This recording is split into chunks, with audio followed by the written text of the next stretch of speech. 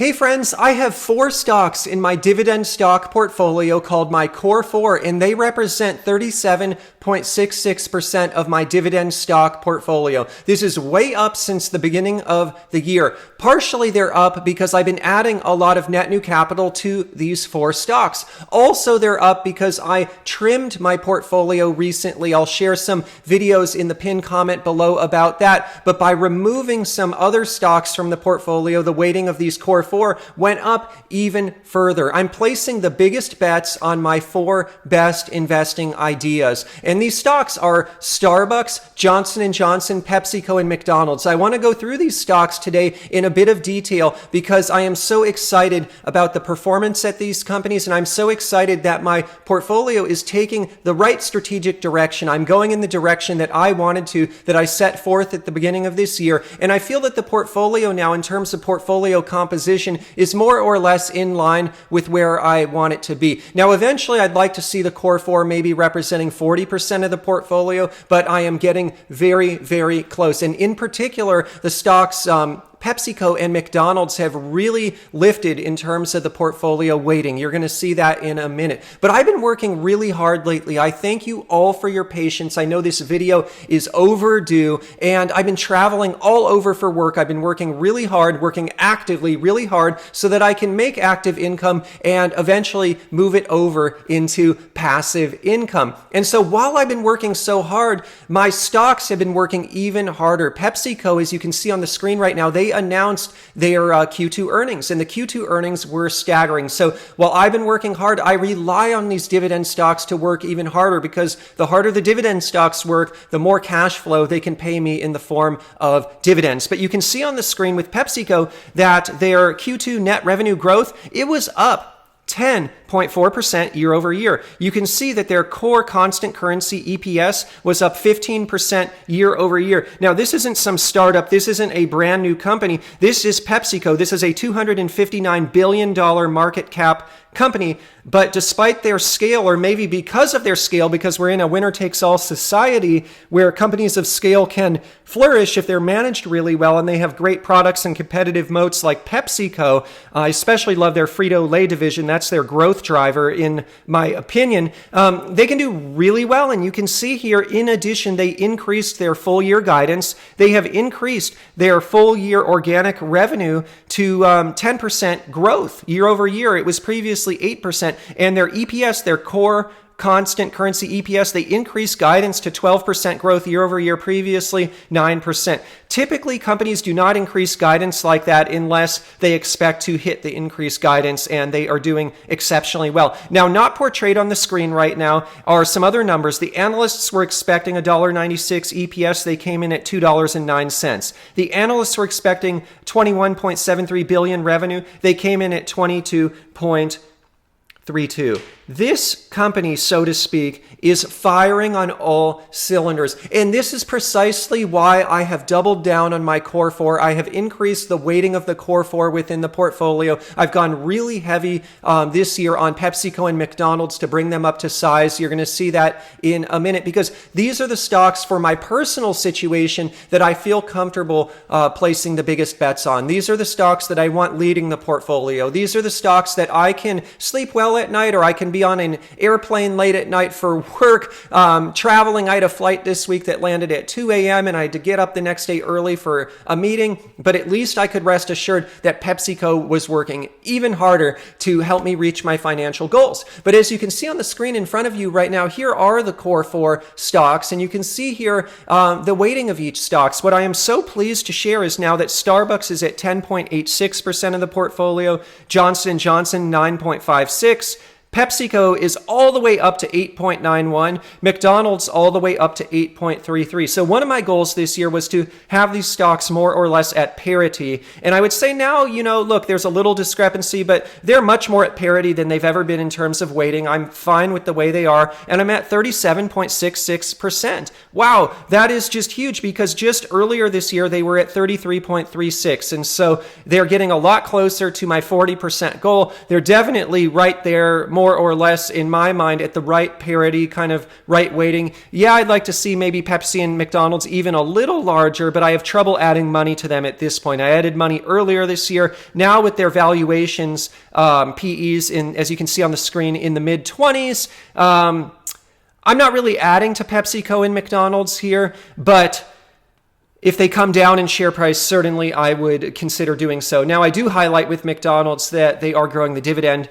really fast, on average 8.5% per year. But here's the deal. As a dividend investor, the way that I can pay my bills with dividends, and I rely on dividends now, I'm taking a lot of my dividends to replenish emergency funds, to replenish cash reserves, to bolster that part of the financial picture. I'm using dividends more than in the past to pay bills as well. And so the ways that I can increase my dividend income at this stage, as I move from my rapid accumulation phase of investing over to more of a portfolio optimization phase, I really rely on dividend increases. And so when I see a company like McDonald's that is increasing the dividend on average by 8.5% per year on average for the last 5 years, that is meaningful to me because it allows me to have more dividend cash flow each year that I can use to pay my bills. Now, of course, I can increase my overall portfolio cash flow as well by reinvesting dividends and also by adding net new capital. It's really those three levers, the dividend increases, the reinvestment, the net new capital,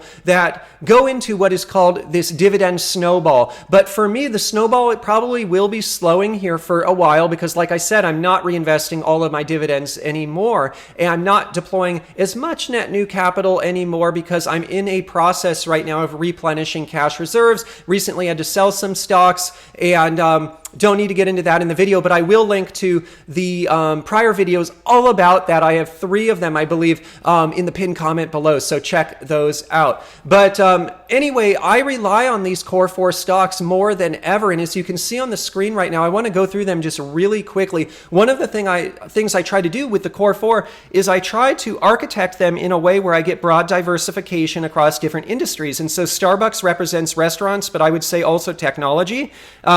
J&J is healthcare, and it's broad healthcare. You've got pharmaceuticals in there, medical devices, and consumer products. You would say, and they spun off that Kenvue business, but they still own the lion's share of the shares related to Kenvue. Eventually, those will get distributed, to my understanding, to shareholders, but right now it's just owned through J&J's exposure to Kenvue. Now, PepsiCo is CPG food, and McDonald's, I've got restaurants and real estate, but I'd almost say I should have ordered that real estate and restaurants, because it's really a real estate company. That being said, I would say if you just look at the restaurant side of things, I'm overexposed a bit here in the core 4 to restaurants, and portfolio wide right now, my largest category actually now is restaurants. And by the way, I'll link to it in the pinned comment. I just shared a complete portfolio update on Corner Patreon, and I did the percentage allocation to each position over on Corner Patreon. If you want to check that out, look at the pinned comment below.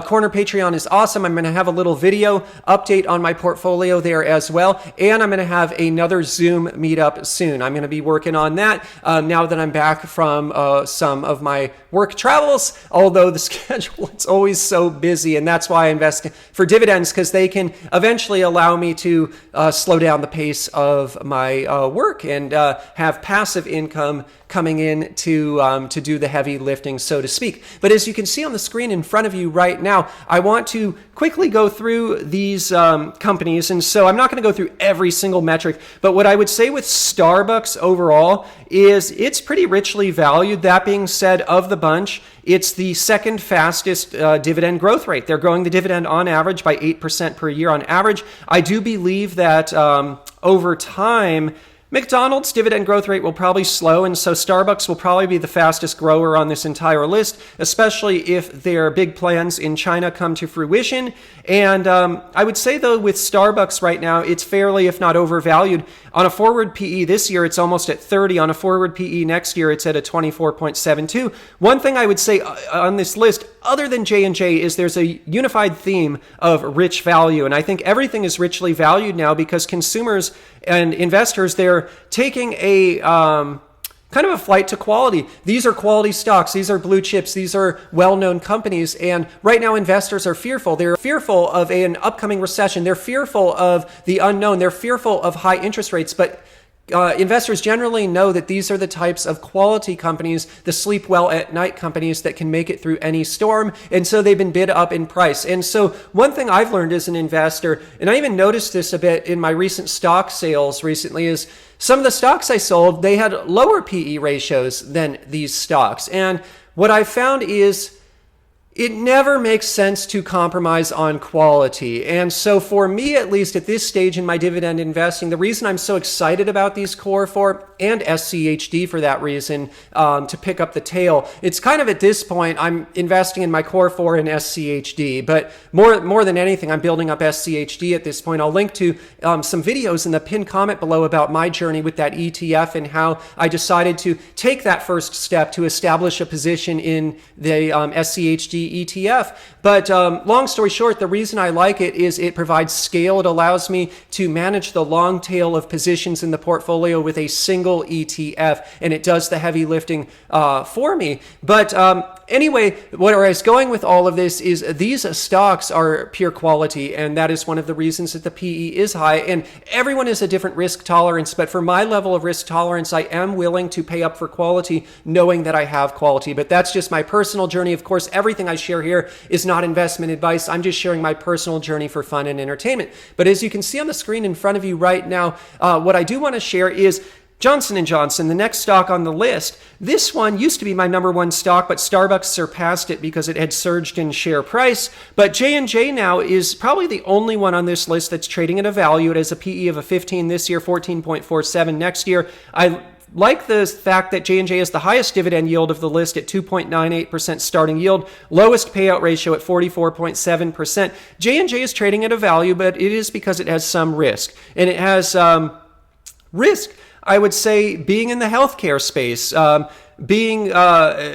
being exposed to certain litigation out there related to talc powder and also possibly the opioid epidemic. And so there are potential challenges for the company in terms of working through litigation, and I would say that's the reason the PE is lower. There's no real free lunch out there. I would say in the absence of such litigation risk, perhaps it would have a PE higher than it does now. Maybe not in the mid-20s, but at least maybe around 20. But that being said, by having a low PE, by having an element of risk, it has created some possible value there in terms of a lower PE and a higher starting dividend yield. Now, worth noting, what's fun is my overall portfolio yield these days is 3.33%. I highlight that at the bottom. That's just the current yield. That's not my yield on cost. Yield on cost is way higher than that, but it gives a sense and a flavor of the core 4 on average are lower than the overall portfolio yield, but that's okay. It's really the sin stocks and some of the other high yielders that bolster the overall portfolio.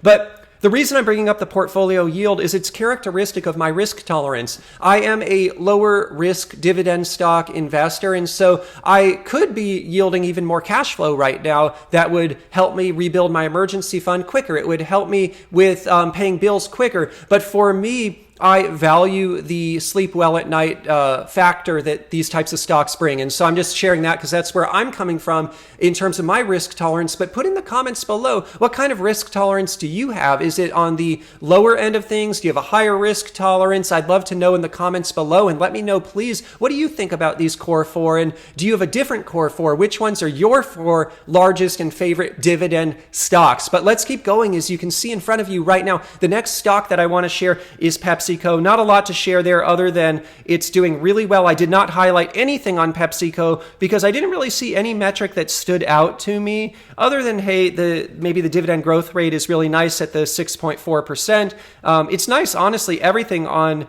this list has a solid dividend growth rate, but Pepsi right now, it's a bit expensive. As with McDonald's, you can see the only thing I highlight there is their dividend growth rate. PepsiCo and McDonald's are expensive. Part of the reason there's such a big allocation in my portfolio is because I've added a lot of money earlier this year, but part of the reason as well is the share prices have appreciated a lot. And what I would say a takeaway for me is you can never really underestimate the ability of a core quality company, a sleep well at night world-class blue chip company, in terms of how far it can go on share price appreciation. And that's why for me, yes, I try to time the market. I try to buy when these types of stocks are on sale, but generally speaking, I prefer just to average in because I don't know if and when they will go on sale. And my investment time horizon is so far in the future. I plan to hold these 4 stocks forever and pass on to future generations. And so I'm not really looking at where is it going to be a year or even 5 years from now. I'm looking at a minimum of 10, 15, 20 years out in terms of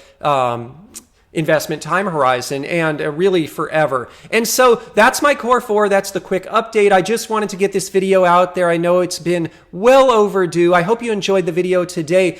Please do click the like button if you enjoyed the video today. I look forward to seeing you all in the comments section below. I look forward to seeing some of you over on Corner Patreon as well, which I linked to in the pinned comment.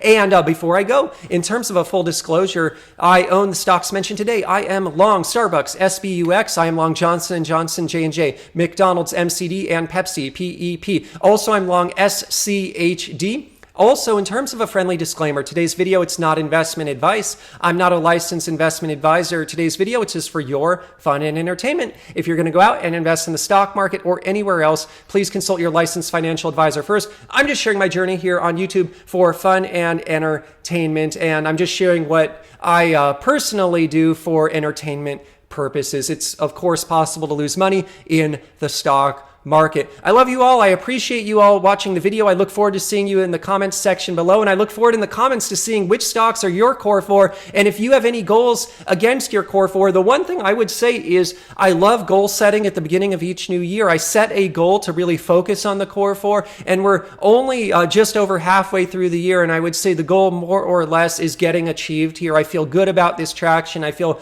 good about where I'm going, and that's the power of writing down, communicating, and internalizing goals as it pertains to personal finances. And so put in the comments below, did you have any goals this year? How are you doing against them? And where are you at? What kind of goals do you have in your own stock portfolio? I'd love to hear, and I'm sure the rest of the community would as well. I love you all. I'll see you all in the next dividend stock investing video.